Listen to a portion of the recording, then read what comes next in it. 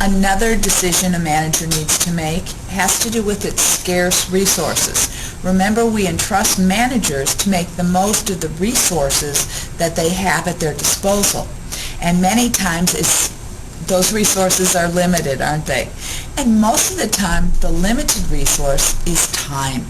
So we want to maximize our contribution margin, not per unit, but per our scarce resource.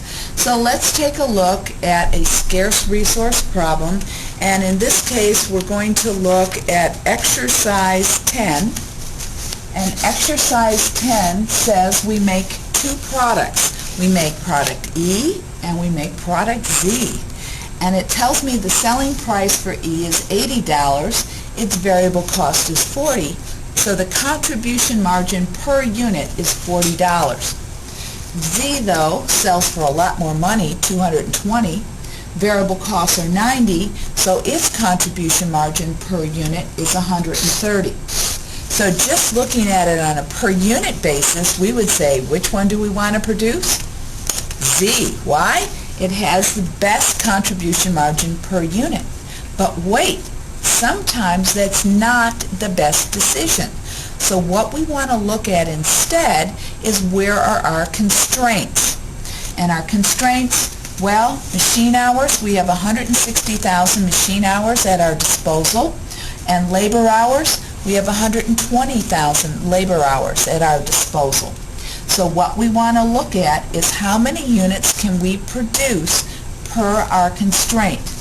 Now, in this particular problem, it says that labor hours are our constraint. And if I went through the math, I could prove that as well. So what we want to do is look at how many units of either E or Z we can produce in 120,000 hours.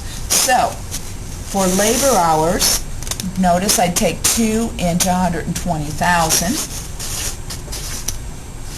And the maximum I could produce would be 60,000 units. Well, that sounds pretty good.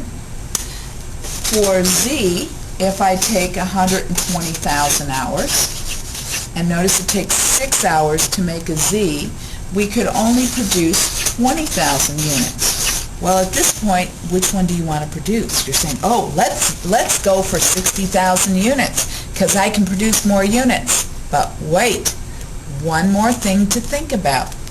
If I produce 60,000 units, remember the contribution margin is only $40. So 60,000 units times $40 means that the maximum contribution margin would be $2.4 million. Whereas, if I produce only 20,000 units of product Z, and its contribution margin is $130, what's the maximum contribution margin I'm looking at here? Oh, $2.6 million. So, if labor is my constraint, which one do I want to go for?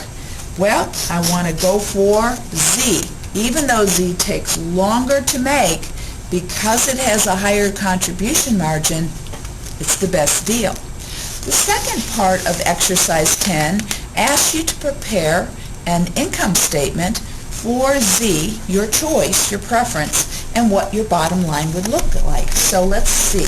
The selling price is $220, so sales on this income statement would be $220 times, how many units did we say? 20,000. So our revenue would be $4.4 million. Our variable costs, if you'll recall, are $90 per unit times 20,000 units, means our variable cost would be $1.8 million. So our contribution margin, as we found before, is $2.6 million. Now this company has, it says in the facts, fixed costs of $1 million. So what am I looking at as far as its income? Well, 2.6 million minus 1 million means we'd have a bottom line of $1.6 million.